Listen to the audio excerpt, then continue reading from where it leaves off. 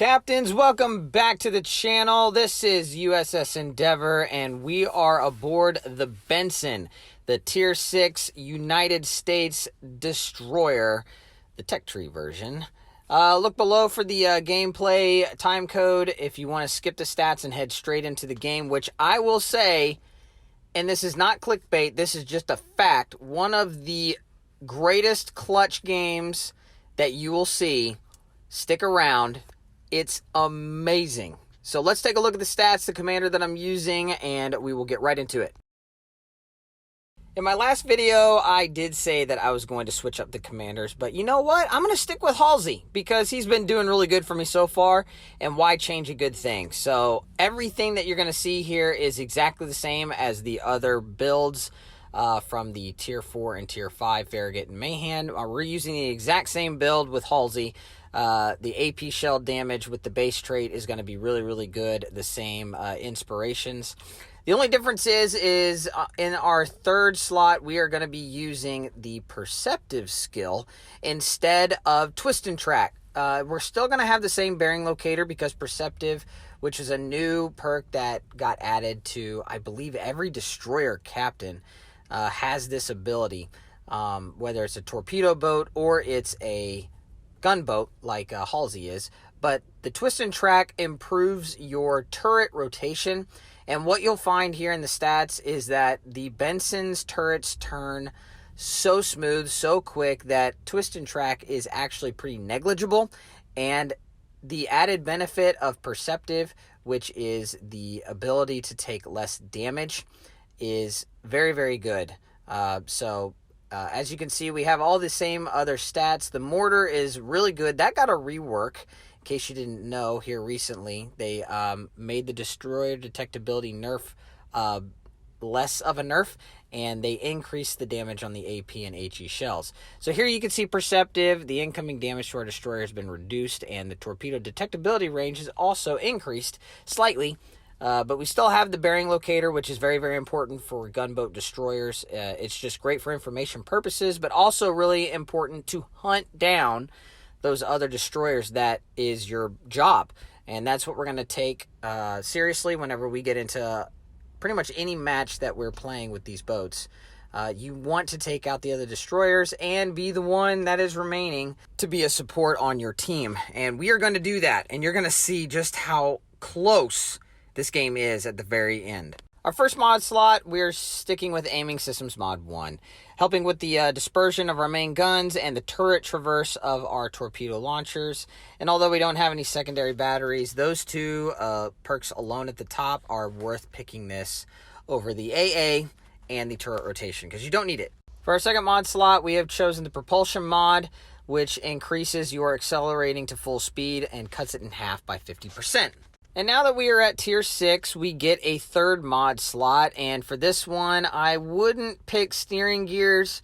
You'll see in the stats why. The last one on the far right, which I have 9 of, I've got a stockpile of them, I don't know how to get rid of them, is the RGA mod, which you don't need. Pick concealment. It's the best thing for destroyers. On to the consumables, and not much has changed. You have the exact same smoke generator, and you also have the exact same speed boost.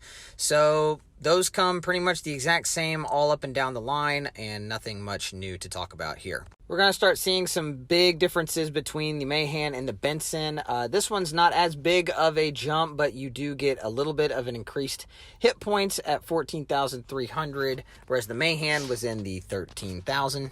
On to the guns. You still have the exact same guns. However, the firing range has relatively stayed the same. Our reload time has been reduced yet again down to 3.3 seconds with this build. And the 180-degree turn time is probably the biggest difference with a 5.3 second 180-degree turn time. They are lightning quick. And your maximum HE shell damage and AP shell damage has gone up. Moving on to the torpedoes, it is a little bit different. You have 2x5s, so 10 torpedoes. They're both center line, so that you can shoot them both from either side. The range has drastically increased to 9.2 kilometers, so they are a lot more defensive and zoning in nature because the torpedo speed is pretty lackluster at 55 knots. But in this game, I'm going to be utilizing them very well. No carrier to speak of in this match, but the AA defense has gone up about 20 points, and its effective range is still at 5 kilometers, but it is a little bit better than the Mahan. The maneuverability without specking into it at all is really good. The maximum speed before the speed boost is at 38 knots. A great turning circle radius and the rudder shift time of 3 seconds makes this a very maneuverable ship, even if you don't have to spec into it, which is why I picked concealment over the steering gears mod. And lastly, your concealment is better than the Mahan, but only because our third mod slot allows us to spec into better concealment. You do get a little bit worse detection while you're in smoke by only 0.1 kilometer, 3.3 kilometer detectability by air, and a 6.1 range by sea. Here are my individual ship stats for the Benson, and in standard match, I've got a 75% win rate, but I don't have as many matches in it as I do the Mahan. It's still a powerful ship, and apparently I do relatively well in it. And I do in this match, although I've never had a game like this before. Practically the same armor layout as the Mahan, 16 millimeters of armor that wrap around the entire ship. And all you really need to know about that is that if anything's shooting 203s or lower caliber that's AP, you can bounce it if you angle correctly. Captains, this game is amazing. I don't know how to put it any simpler than that. This is just a really, really good game. So strap yourselves in. This is going to be awesome. So here we are in Crash Zone. It is a domination game mode, and we are top tier. And we are spawning over here on the far right flank. There's only 3 ships over here on our side. We have the Leander, and we have the Leon. And I'm not going to spoil it for you as far as what happens, but you're going to have to stick around for the entire thing. So just hang in there. I promise you, it will be worth it. So there are a couple of things that I do at the beginning of every match. And being in a destroyer, the very first thing, especially a gunboat destroyer, I want to know what are the other destroyers that I'm up against. And in this particular match, we're up against a Fubuki, a Geed, and another Benson. Now, the Geed is in a division with the London. So if I see the London, I know that the Geed is probably with him. However, my main interest in this match is to take out as many of the destroyers as I possibly can. Now, I know that I'm not going to be able to take them all out at the beginning of the match because they're all spread out at the beginning, and I'm spawned on the right. We have one spawn mid, and the other is spawned on the far left flank where Charlie is. So I have to rely on my teammates at some point. And so what I did is, because I have the longer range torpedoes, I did throw them out here on the radio indicator, which is on the right, showing the closest ship with me. And here that London pops up, and so I know that the Geed is potentially over here. And I'm thinking at the beginning that he is the one that's closest with this radio indicator that shows that there's something over here on the far right-hand side. The second thing that I like to look at the beginning of every match is, because now that we're at tier 6, one thing that we have to be more cognizant of that you're not going to have to worry about in the lower tiers are radar cruisers, or any ship for that matter that is equipped with radar. It's just that cruisers are normally the ones that are equipped with that. So looking at the makeup again on the red team, the only cruiser is the Russian cruiser, the Talon. He has a 9-kilometer range, and his duration, though, is not as long because it's a tier 6 ship. But he does have the range to be able to spot me at 9 kilometers, so I have to keep that in mind, and you need to keep that in mind, too, if you are in a destroyer that has low concealment and relies on that in order to survive. Here we see that the radio indicator, the bearing locator, swapped and is now pointed like pretty much at the top of my screen, and that's why I changed directions and I'm heading that direction. I don't know what it is that's over here. As you can see, the Geed is way over by Charlie, so he is not the highest concern for me at this point. So we are actually coming back. We're not going towards the cap that they started with, although that was my intention at the beginning. Again, my first job is to hunt destroyers. Now I am located, as you can see that popped up, and there he is, the Benson. So my suspicions were correct. he is coming over here, and because I'm located, I know the Benson has the same radio indicator on me. And here we get to showcase a little Benson on Benson action. We have the exact same guns. We have the exact same everything. Our commander might change a little bit of the build, but overall it's the exact same ship. And here we don't stop shooting our guns, but for some reason he does, which is always a mistake. Here the shots come in from our teammates behind us, and he ends up going down. We don't get the kill, but we definitely took the vast majority of health off of him, and he smokes up too. So I don't exactly know what that Benson was thinking. He was doing the right thing by shooting salvos at me, and you could see he was successful in taking damage off of me. But for reasons I can't explain, which don't hear me complaining, I'm thankful, but he just stopped. You can't do that. If you're going to engage and you're committed, then commit. Don't be wishy-washy, because as you can see with the reload of these guns, every second or millisecond counts, and he ended up paying the price. And we got away with one, because that Benson could have ruined my game right at the beginning. But alas, we win, and so now we're moving back up and following the radio indicator to see where is the next closest ship. And the destroyer is way out there on the far side of the flank, and our ships have done a really good job to be able to push up towards Alpha, and the Reds have decided to virtually abandon it. So we're going to go in there and we're going to take it. Now, I want you to pay attention to the ship count. Right now, we're tied in ships, but it's about to change. So what's vital at this point is getting the cap control, taking away the one that they have that's accruing points, and claiming it as ours is going to give us a 2 cap to 0 advantage, which is going to be huge. Here, because all of their ships are focused on Charlie and not their own side, which was a mistake, I feel pretty comfortable and confident to start chiming in. There is the Talon, which is the biggest threat to being able to spot us. So here we're going to smoke up. The Miyoko dropped spot, which means we were spotting him. Something is spotting the Talon, and because he has that 9-kilometer radar, I want to stay just outside of it. And here we're going to throw our torps. Because of how slow they are, it's not a good idea to throw them on the indicator of where they're at, especially if they're actively turning. You're not going to hit anywhere near that. I don't know if I wasted the Talon's radar. There's no way for me to know that, but I'm just outside of it, which is the whole point. I can't be inside of it. I don't want them to know where I am. Although he does see my smoke screen, I'm thinking he could have potentially popped it to try and spot me, and I want him to waste that consumable, because if he doesn't have any radar, that's going to help me later in the game. We're located yet again. I can only assume that is from the other destroyer, and as you can see, our ship count has taken a turn for the worst. Even though we have taken their cap, they have now successfully taken Charlie cap, and now it's a dogfight to try and get back what we have lost. We have got to start turning the tide and getting some of these ships sunk.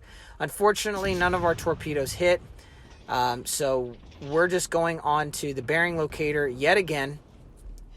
The Chumphon, which is a Pan-Asian cruiser, is a lot like an Atlanta. They have very floaty shells, so I am taking a bit of a gamble and shooting this in open water, exposing my ship. But again, we're down in ships, and I'm kind of needing to make more aggressive plays than I normally would. I am a little bit of an aggressive player by nature, so the Chumphon, he has a lot of guns, but they float a little bit, allowing me to kind of change my speed, change directions. The Miyoko's focusing us.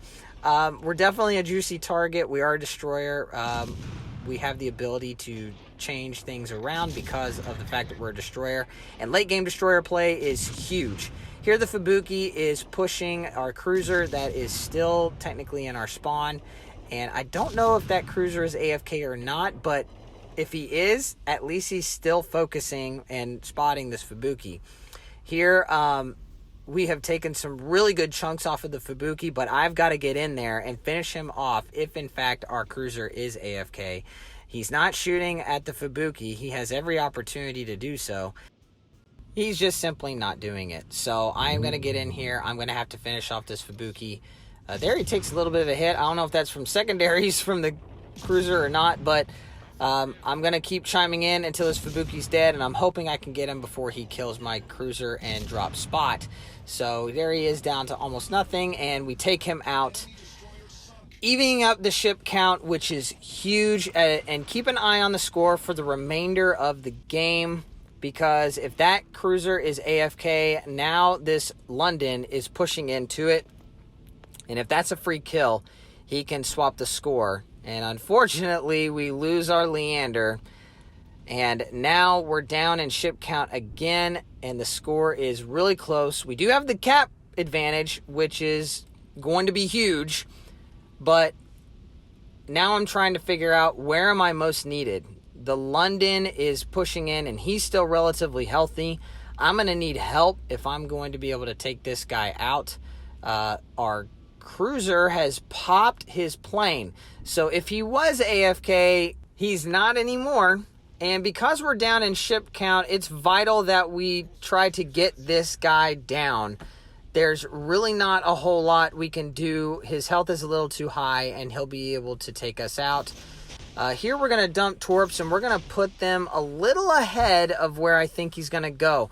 I believe he's going to push right into our cruiser, because that's where he's at. He has to take him out, and I believe he's just going to be sailing straight for him. So that's why I put the torpedoes where I did. And there you can see the radio bearing finder flips to the London, showing that he is now the closest ship to me. I am located, which there is no destroyer on their team, which can only mean that it's the Russian Talon. They do have cruisers that have that ability.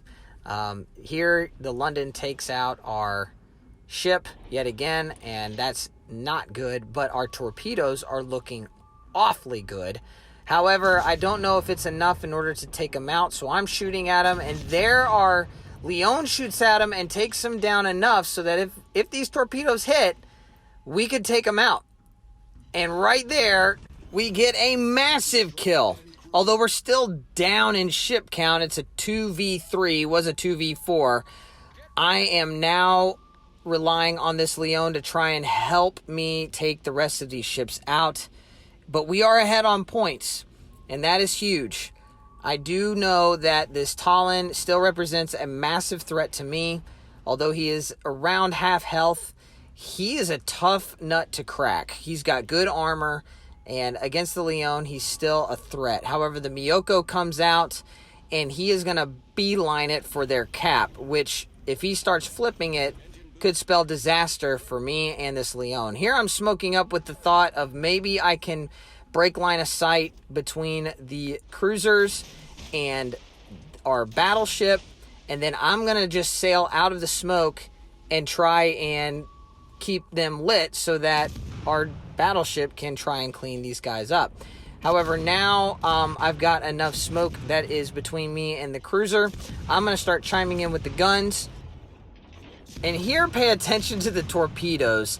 They look really good. However, they're slow. And this Miyoko is going to perfectly fit in between that one in the bow and one on the stern. Takes no torpedoes. And he was broadside, and I just ended up spreading those two salvos of torpedoes out just a little too far. Right on the money, except for where I needed him to be. So that is really frustrating, but it is what it is. Here he dropped Spot, so now I've got to get back over there and try to spot him. Although I don't want him to see where I'm at either. I was afraid he was going to start pushing in towards me. So here he spotted yet again our Leon, although in theory that was a good play. He didn't really understand it, and he couldn't hear what my thinking process was. So he is spotting those for me, and I am concealed by my own smoke screen and gonna take shots at the Miyoko. I would love to kill him, but I need to just continue to reset the cap as much as I possibly can. And you're not gonna realize just how crucial that was in order to delay them getting that cap. And you'll see that when it comes down to the final seconds. Our Leon is not looking good. He has definitely been taking a wallop between our Talon and the Miyoko. They've really whittled him down. So now I'm starting to chime in to try and give them something else to shoot at, to try and keep our Leon alive. I need him to stay alive as much as I possibly can. We almost have a full 100 points lead now, and that's huge. However, if we don't take out one of these ships and our Leon goes down and they flip that cap, we could lose. And so I throw a set of torps on the left side of the island, but then I'm thinking, he may come back. So I throw another set, and it just clears the bow of my battleship, and that torpedo salvo is going to save the day. So keep an eye on that. And I was correct. The Talon does end up changing course. He doesn't continue along that line that he was taking. He is pushing in. I don't know if the Leon had will to rebuild. It's not as effective. I can't really stick around to see if he will survive. There's really not much I can do at this point. It's late in the game. The chances of him having any more heals are pretty slow and remote. And I just want you to watch these last couple seconds. Watch the score, too. We get a torp hit, which is huge. So we're throwing shells to try and kill the Talon. The Talon, unfortunately, is going to shoot a salvo right here, and that is going to kill our Leon. It flips the score in their favor, and in the last second, I secure the win. Oh my gosh, what a save. Oh, that was so clutch. I got super excited when I saw that. Literally down to the last couple seconds, flip-flopping in their favor and then back to ours. That was huge. One of the most clutch moments that I've played in this game. This is what keeps me playing this, to be honest. 2,868 base XP. 3 kills, but more importantly, we got the win. And boy, that was a fun one. And a big redemption game for the poor play that I did in the Mayhem video. So I'm so glad I got that. That was so fun. That's going to be one that I'm going to remember for a while. Thank you, captains, for coming along for this crazy, amazing ride. I hope you stick around for the remainder of the last couple ships. We've got the Fletcher next, so like, share, subscribe, comment below. Tell me what you thought of that game. Fair winds and fair seas, captains. This is the USS Endeavor signing off.